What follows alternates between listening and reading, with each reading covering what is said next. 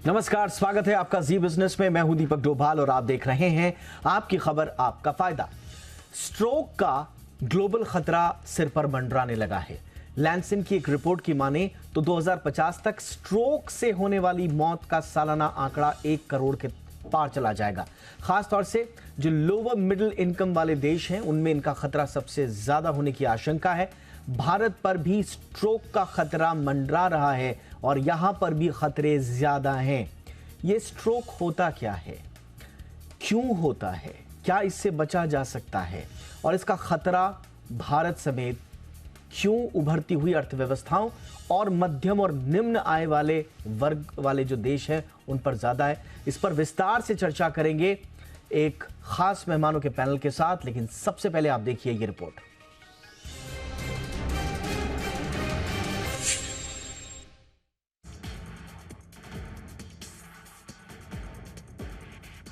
सेहत को लेकर थोड़ी सी चूक हुई नहीं कि स्ट्रोक, हाइपरटेंशन, शुगर और हार्ट डिजीज जैसे खतरे सिर उठाने लगते हैं।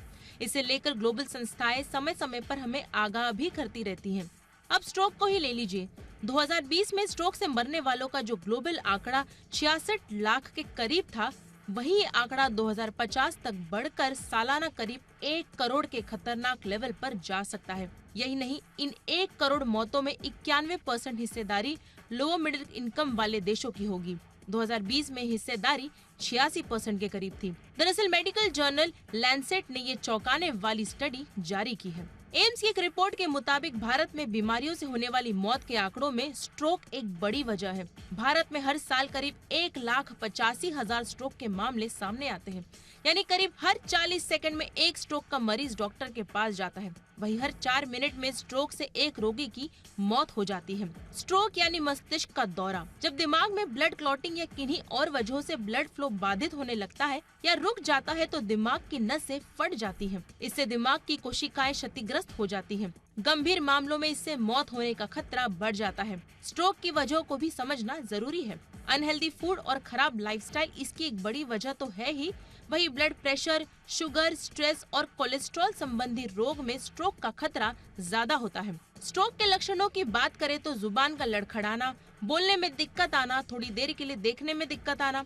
नजर का कमजोर पड़ना, चलने में लड़खड़ाहट आना, एक तरफ के हाथ पैर में कमजोरी या झुंझुनाहट महसूस करना स्ट्रोक के कुछ ऐसे सामान्य लक्षण हैं जिसे इग्नोर करना घातक साबित हो सकता है।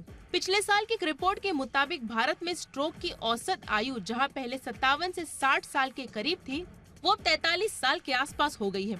यानी कम उम्र के लोगों के भी इसकी चपेट में आने का खतरा हाल के साल में बढ़ा है। अगर किसी को स्ट्रोक आ गया तो उसे डॉक्टर की सलाह पर तत्काल टीपीए यानी टिश्यू प्लाज्मिनोजेन एक्टिवेटर दवा देनी चाहिए। ये ब्लड क्लॉटिंग को रोकने की कारगर दवा है। वहीं अगर स्ट्रोक के खतरों से बचना है तो जंक फूड से बिल्कुल परहेज करें। ये ब्लड क्लॉट को बढ़ावा देता है। वहीं डेली एक्सरसाइज और हेल्थी डाइट भी स्ट्रोक के खतरे को कम करने में बेहद मददगार है। अगर स्ट्रोक से बचना है तो ये उपाय तो करने ही होंगे। ब्यूरो रिपोर्ट, जी मीडिया। बहुत ही खास मेहमान इस वक्त हमारे साथ जुड़ रहे हैं आज की चर्चा के लिए। हमारे साथ हैं doctor Aparna Jaiswal, senior cardiologist हैं फोर्टिस एस्कॉर्ट्स में। डॉक्टर अपर्णा, बहुत बहुत स्वागत है मैम आपका हमारे शो पर। इसके अलावा हमारे साथ डॉक्टर अनुराग मेहरोत्रा हैं, सीनियर कार्डियोलॉजिस्ट हैं। बहुत बहुत स्वागत है डॉक्टर मेहरोत्रा आपका हमारे शो पर। और हमारे साथ हैं डॉक्टर चंद्रकांत लहरिया, सीनियर फिजिशियन हैं और देश के जाने माने स्वास्थ्य विशेषज्ञ भी हैं। डॉक्टर लहरिया, आपका बहुत बहुत स्वागत है।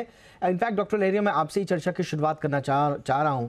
जैसे कि ये लैंसेट की स्टडी भी यही कहती है कि LMICs को अगर आप छोड़ भी दिया जाए, अगर हम पूरे लोअर मिडिल इनकम कंट्रीज़ को छोड़ दें, एशिया स्पेसिफिक बात करें, तो ये बता रहा है कि सबसे ज़्यादा चंक जो शेयर है वो 2020 में भी एशिया का था, 2050 में तो और ज़्यादा होगा, और उसमें भी भारत में, और भारत में भी यंग पॉपुलेशन।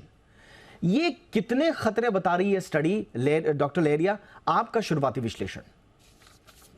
दीपक जी, आपने जो सवाल उठाए हैं वो काफी सारे हैं, तो मैं उनका एक एक करके जवाब देता हूँ। तो जहां तक लो एंड मिडिल इनकम कंट्रीज की बात आती है, तो दरअसल इन कंट्रीज में पॉपुलेशन भी अधिक है, तो यहाँ इन कंट्रीज का शेयर जो स्ट्रोक में और बाकी सारी बीमारियों में अधिक रहता है। तो इतना एकदम से घबराने की बात नहीं है, लेकिन निश्चित रूप से इस पर कुछ और कदम उठाने की जरूरत है, वो उस पर हम बात करेंगे।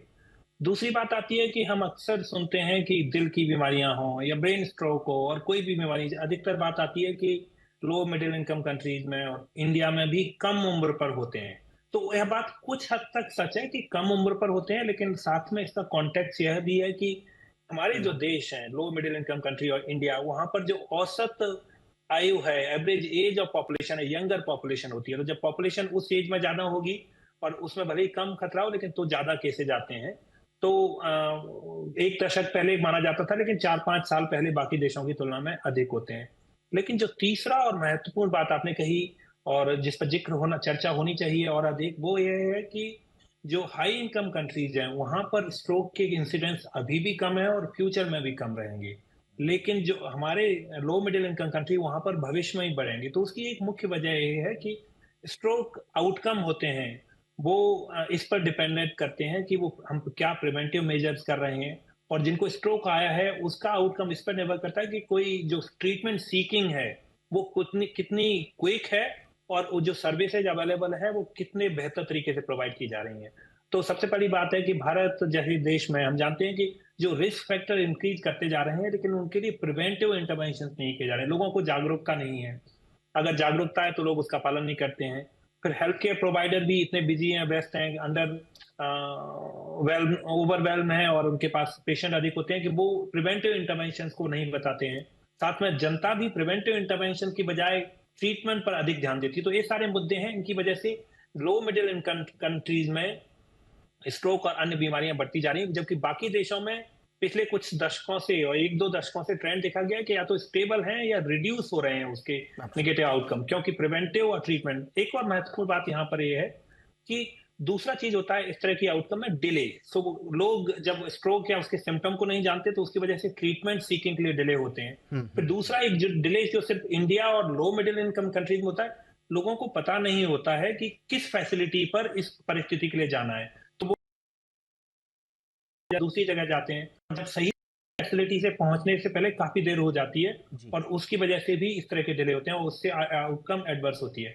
तो ये बहुत सारे मुद्दे हैं, इन वजहों से बिल्कुल आपने सही कहा सर, इनकम कंट्री में चैलेंज है। जी हाँ, जी हाँ। डिले की जो आपने बात करी, उस डिले को हम 2 लेवल पे एनालाइज करेंगे। डिले इंडिविजुअल लेवल पे डिले, अब इसमें आप सिम्टम्स को नहीं पकड़ पा रहे हैं, आपको उसकी जानकारी नहीं है, और दूसरा डिले जो पॉलिसी इंटरवेंशन में होता है, जिसके आंकड़े भी इसमें दिए गए हैं। अगर पॉलिसी इंटरवेंशन में डिले हुआ तो कितना ये बढ़ेगा मामला, इस पर भी आगे बात करेंगे। लेकिन डॉक्टर अपर्णा, मैं अब थोड़ा सा बेसिक्स पर लौटूंगा। ये स्ट्रोक है क्या, एक आम इंसान इसे कैसे समझे? क्योंकि बहुत सारे स्ट्रोक्स इंसान सुनता है, कई बार हार्ट स्ट्रोक्स भी सुनता है, कई बार ब्रेन स्ट्रोक्स भी सुनता है, लेकिन एग्जैक्टली स्ट्रोक है क्या मैम? जी नमस्कार। पहली बात तो as a clinician I am very thankful कि आप ये कार्यक्रम कर रहे हैं और इसके माध्यम से हम जनता में जागरूकता लेकर आए। जैसे कि डॉक्टर साहब ने बताया कि preventive health care is truly the first way forward to protect ourselves. जैसे कि आपने कहा स्ट्रोक है क्या, एंड चाहे वो हार्ट स्ट्रोक हो चाहे वो ब्रेन स्ट्रोक हो, जैसे कि नाम है स्ट्रोक, एकदम रुक जाना, एकदम खचाखच कुछ हो जाना। तो एज अ कार्डियोलॉजिस्ट हम देखते हैं कि हार्ट स्ट्रोक्स होते हैं। हार्ट स्ट्रोक मतलब कि जो हार्ट की ब्लड वेसल है वो तुरंत एकदम खचाखच बंद हो जाना। उसी तरह ब्रेन स्ट्रोक होना कि ब्रेन की जो ब्लड वेसल है, जो कि ऑक्सीजनेटेड ब्लड हमारे ब्रेन को लेकर जा रही है, कई कारण होते हैं, बट किसी भी कारण से उसका सडनली बंद हो जाना। जब वो बंद हो जाती है तो उस परिस्थिति में प्रॉब्लम क्या होती है, जब एक ब्लड वेसल बंद हो जाती है तो जिस भी एरिया को वो खून सप्लाई कर रही थी वो एरिया को खून की मात्रा नहीं मिलेगी। क्योंकि खून की मात्रा नहीं मिलेगी वो डेड हो जाएगा। तो जैसे कि हम हार्ट अटैक में बोलते हैं, हार्ट स्ट्रोक में बोलते हैं कि अगर आपको ऐसी कोई सिम्टम हो रहे हैं, आपको तुरंत हॉस्पिटल पहुंचना है ताकि आपका हार्ट का मसल को हम अलाइव रख सके। सिमिलरली अगर ब्रेन स्ट्रोक है, पहले उसको पहचानना और तुरंत उसको हॉस्पिटल पहुंचाना ताकि ऐसी कोई ट्रीटमेंट की जाए जिसमें कि आपका ब्रेन अलाइव हो सके। सो फर्स्ट एंड फॉरमोस्ट समझना है कि स्ट्रोक का मतलब है कि आपके बॉडी के हार्ट और ब्रेन मोस्ट इंपॉर्टेंट, उनको ब्लड नहीं मिल रहा, उस कारण से वो कुछ लक्षण देते हैं जिनको हम नजरअंदाज ना करें। एब्सोल्युटली। तो ये बुनियादी चीज स्ट्रोक के बारे में। अब दोबारा से स्टडी पर आते हैं। डॉक्टर मेहरोत्रा, मैं आपके पास आना चाहूंगा। साफ लिखा गया है कि growing burden of uncontrolled risk factors, इनकी वजह से स्ट्रोक के मामले बढ़ेंगे, और इसमें भी हाई ब्लड प्रेशर का नाम सबसे ऊपर लिया गया है। अब लैक ऑफ प्रिवेंटिव और जो केयर सर्विसेज हैं स्ट्रोक को लेकर, मैं उस पर बाद में आऊंगा, लेकिन हाई ब्लड प्रेशर का एक तो स्ट्रोक से संबंध क्या है सर, और भारत में ये अनकंट्रोल्ड रिस्क फैक्टर क्यों माना जा रहा है? नमस्कार। स्ट्रोक और हाइपरटेंशन का डायरेक्ट रिलेशन है। और जो हाइपरटेंशन है the biggest cause of stroke as a risk factor. अब बात यह है कि ये सबसे ज्यादा क्यों है और बाकी रिस्क फैक्टर्स क्या हैं। अब ICMR का भी रिसेंट एक रिपोर्ट थी कि जिसमें डिफरेंट रिस्क फैक्टर्स को उन्होंने लेबल किया, जिन्होंने फ्लैग किया कितना कितना है। इंडिया में 11% डायबिटीज है, 15.2% प्री डायबिटीज है लोगों में, 25% लोगों में हाइपर कोलेस्ट्रीमिया, 36% में हाइपरटेंशन है, obesity is very common, more than 50%। तो ये जो रिस्क फैक्टर्स बढ़ते जा रहे हैं और धीमे धीमे जो डेमोग्राफी है जिन लोगों में हो रहा है पेशेंट्स में, उनकी एज धीमे धीमे कम होती जा रही है। उसकी वजह से सारी चीजें बढ़ रही हैं। स्ट्रोक हो या हार्ट अटैक हो, कारण एक ही है, प्लेक रप्चर। वहां पर उसके अंदर वहाँ क्लॉट की फॉर्मेशन, रुकावट, जैसे भी डॉक्टर ने बोला, रुकावट होती है नस में, उससे एंड ऑर्गन जो भी होता है, टारगेट ऑर्गन वहाँ डैमेज होता है, चाहे वो दिमाग हो या हार्ट हो, वो डैमेज होता है। हर एक का अपना टाइम होता है कितने में कितना डैमेज हो जाएगा। ब्रेन में वो कम होता है, इसलिए कहते हैं कि डॉक्टर सब बता रहे थे कि दवा दी आती है थ्रोम्बोबस्टर्स, तो उसका एक लिमिटेड पीरियड है। पहले कहते थे 4-4.5 घंटे, अब 6 घंटे तक मानते हैं कि अगर वो दवा मिल जाती है स्ट्रोक के मरीज को, तो काफी हद तक उसका सेव करा जा सकता है। अब इशू ये है कि ये सब क्यों हो रहा है। I think this is the changing lifestyle. हमारे हर चीज में चेंज आ रहा है। हम क्या खा रहे हैं, हम कितना एक्टिव हैं, कितना एक्सरसाइज कर रहे हैं, हम कितने अवेयर हैं कि जो परेशानी हमारी हो सकती है उनसे कैसे बचा जा सकता है। ये सारे कारण है। एक सबसे बड़ा कारण जो है, एक फूड इंडस्ट्री का डाटा मैं दूंगा आपको, हेल्थ से रिलेटेड नहीं है वो, और बहुत चौंकाने वाले हैं। अभी मैं कहीं देख रहा था, जो एक कंपनी का नाम नहीं लूंगा, बेवरेजेस कंपनी है, पेप्सी बनाती है वो, तो उसका एनुअल प्रोडक्शन जो है that was 4.8 lakh crore litre, 4.8 crore litre, जो सिर्फ एक कंपनी का डाटा है कि जो पेप्सी बनाती है, जो कंज्यूम हम ही करते हैं। एक पिज्जा की कंपनी है, उस साल में करीबन ऑलमोस्ट 8 करोड़ पिज्जा बेचती है। एक भूइका जी, नाम नहीं लूंगा, वो भुजिया सही जो कंपनी है, उसकी एक कंपनी का डाटा था, they were selling almost 5 crore kilograms of simply bhujia, सिर्फ एक टाइप का नमकीन। तो ये जब जो प्रोडक्शन बढ़ रहा है वो जा कहाँ रहा है, ये हम ही लोग खा रहे हैं। पहले ऑर्गेनाइज मार्केट नहीं था, तो मेरे ख्याल में प्रोडक्शन शायद कम, उसका जो कंजम्पशन कम था। जब से ऑर्गेनाइज मार्केट होना शुरू हुआ है, मैं बिलीव करता हूँ कि सब उनका प्रोडक्ट में क्वालिटी होती होगी, सब कुछ होती होगी, लेकिन जिस तरह से बनते हैं वो इनहेरेंट है कि उसमें परेशानी पैदा हो। बिल्कुल बिल्कुल। तो जो लोग हम खा रहे हैं आजकल, हम क्या एक्सरसाइज कर पा रहे हैं, नहीं कर पा रहे हैं, बात आती है। बिल्कुल सर। यानी कि एब्सोल्युटली सर, यानी कि जो हम खा रहे हैं, जो हम कंज्यूम कर रहे हैं, और जिस तरह का ट्रेंड है, वो सब दावत दे रहा है स्ट्रोक को। और स्ट्रोक का अर्थ आपने समझ लिया। अभी तक की चर्चा में यही जो सबसे पहले डॉक्टर लहरिया ने वो बोला, वो यही कि जो लोअर मिडिल इनकम कंट्रीज हैं, या मिड इनकम कंट्रीज भी आप उनमें ले लें, जिसमें भारत भी शामिल है, उन इलाकों में ये ज़्यादा खतरा है।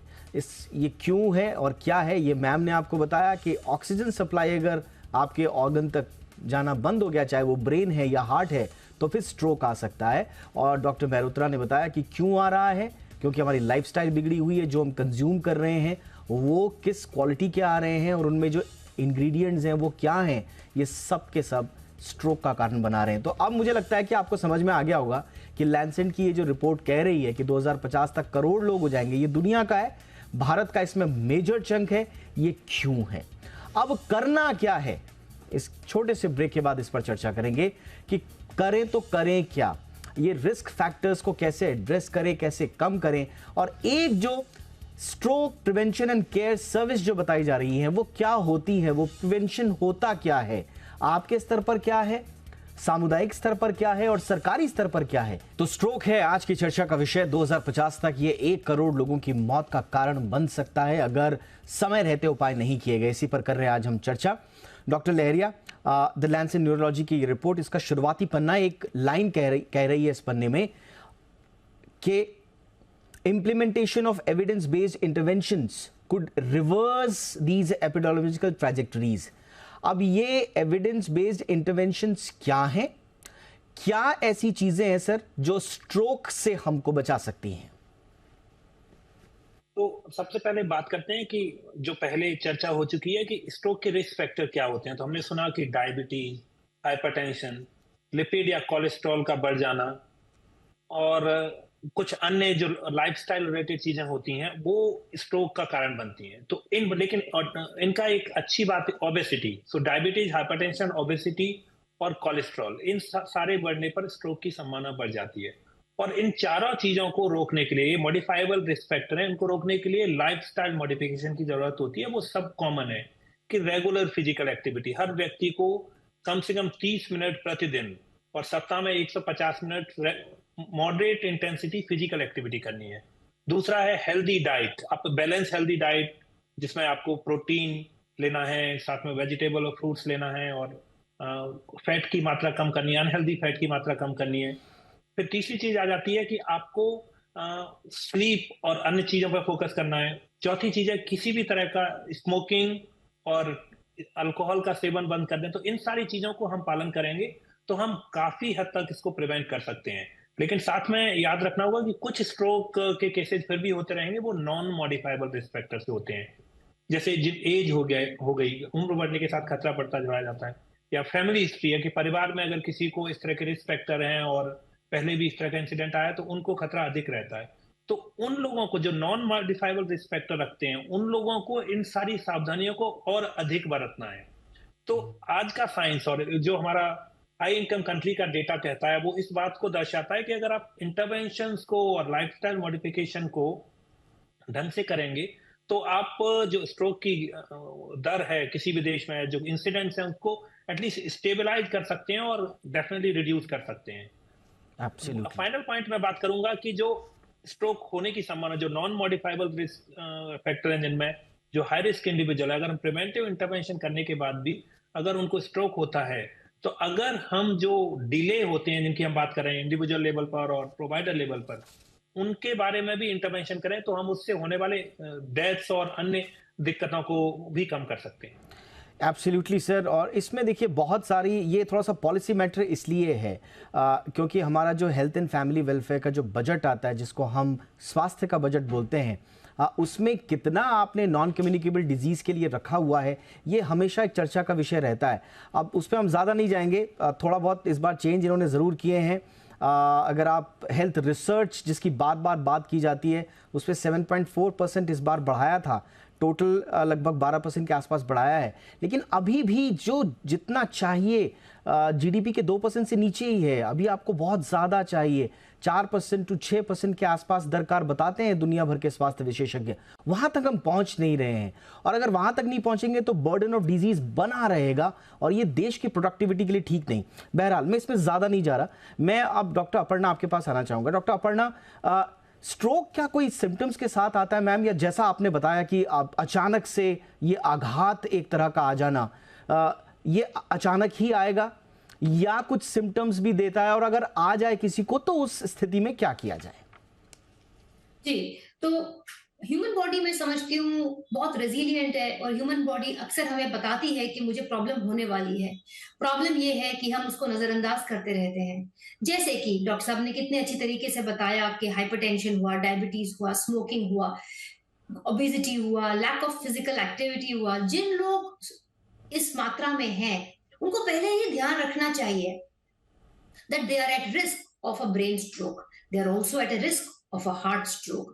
So उनको क्या करना है? ऑफ कोर्स ये सारे उनको लायबिलिटीज लेनी है, अपने ट्रीटमेंट करना है, अपने रिस्क फैक्टर कंट्रोल करना है, बट मोस्ट इंपॉर्टेंट है क्या ह्यूमन बॉडी कुछ सिग्नल देती है कि मैं स्ट्रोक करने वाली हूँ? यस, अगर हम ब्रेन स्ट्रोक के बारे में बात करें तो उसको हम कहते हैं transient ischaemic attack. Transient ischaemic attack ये होता है कि इंसान का कुछ क्षणों के लिए ऐसी सिचुएशन हो सकती है जिसमें वो बात ना कर पाए या उनका कोई शरीर का एक अंग ना चले, लेकिन थैंकफुली वो कुछ ही क्षण में वापस आ जाता है। अक्सर देखा जाता है कि हमें एक नजरअंदाज करने की आदत है, मेडिकल सपोर्ट नहीं लेते हैं, हम ये सोचते हैं कि हाथ सो गया होगा या बीपी कम हो गया होगा। सो जब भी आपको ऐसे कोई लक्षण आए जिसको हम ट्रांजिएंट इस्कीमिक अटैक बोलते हैं, जो आपने पहले कभी भी महसूस ना किया हो, इस सिचुएशन में आपको हमेशा अपने डॉक्टर के पास जाना चाहिए।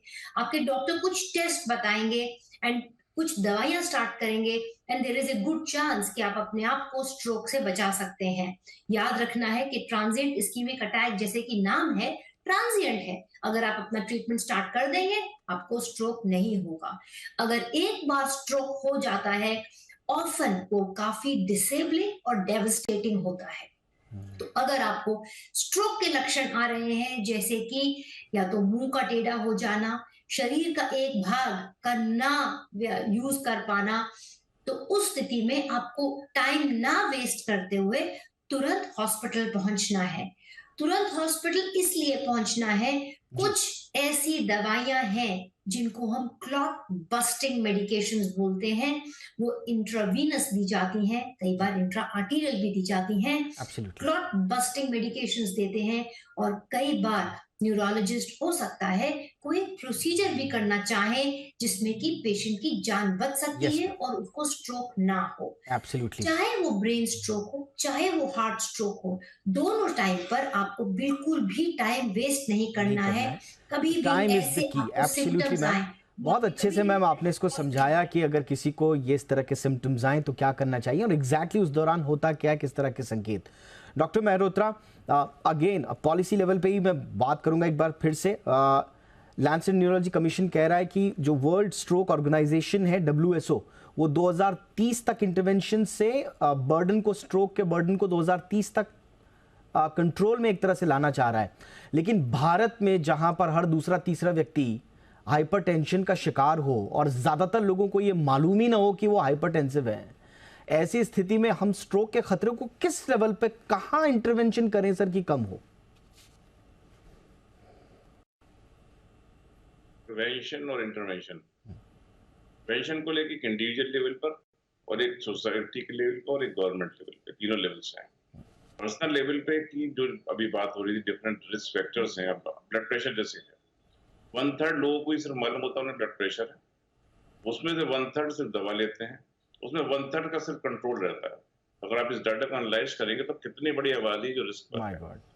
तो अगर हम अपने जितने रिस्क फैक्टर्स हैं, ब्लड प्रेशर हो गया, डायबिटीज हो गई, हाइपरकोलेस्ट्रीमिया हो गया, ओबेसिटी हो गई, इन सबको हमारे अपने हाथ में कंट्रोल करना, उसको कंट्रोल करते हैं तो काफी हद तक उससे बच सकते हैं। दूसरी अभी बात होती है हेल्थी लाइफस्टाइल की। ऑब्वियसली संयमित जीवन जो होता है, हम अपने this is our civilisation knowledge, जो संयमित जीवन है वो सही जीवन है। हमारा हर चीज में इस समय एक्सेस है, चाहे हम काम करते हों, चाहे हम किसी नेट पे रहते हों। नेट से मतलब है कि लगातार आप उस पर इंटरेक्शन करते रहते हैं लोगों से जी सर। और चाहे आपका सोने का हो, चाहे आपका एक्सरसाइज, मतलब किसी भी चीज में बैलेंस नहीं है, उसमें से परेशानी है। तो संयमित लाइफ होना और रिस्क फैक्टर को कंट्रोल करना। बिल्कुल। दूसरी होती है इंटरवेंशन, इंडिविजुअल लेवल पे, कि अगर आप जिस भी एरिया में रह रहे हैं तो आपको मालूम हो कि आपको जो परेशानी हो सकती है, जिससे परेशानी जिससे कि आपकी जिंदगी को खतरा है, तो उसका ठीक इलाज आपके आसपास कहाँ संभव है, चाहे वो हार्ट अटैक है या स्ट्रोक है। सेंटर्स हैं जहाँ आप अगर टाइमली पहुंच जाते हैं तो ये सारी दवाएं भी अवेलेबल है, प्रोसीजर्स भी अवेलेबल है। तो you must be aware sir.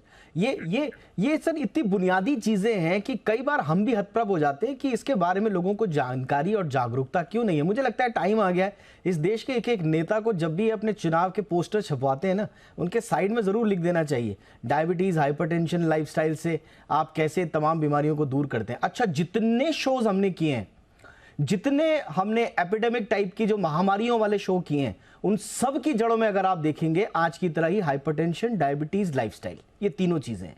तो ये देश के नेता अधिकारी, मुझे लगता है कि एक अच्छा सजेशन मैं दे रहा हूं हमारे सारे पैनलिस्ट से ऑब्जर्वेशन के बाद।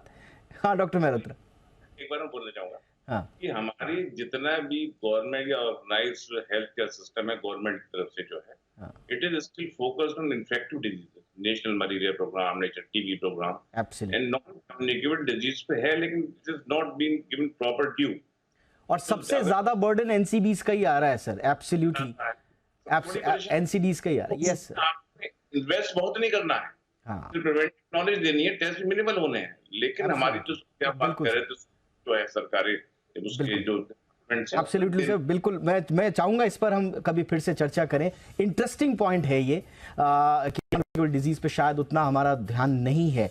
बहरहाल बहुत बहुत धन्यवाद आप तीनों का वक्त निकालने के लिए। Thank you so much doctor Aparna, वक्त निकाला आपने। Doctor Mehrotra, thank you so much sir. Doctor Chandrakant Lahariya, thank you so much sir. आपकी खबर, आपका फायदा में इतना ही।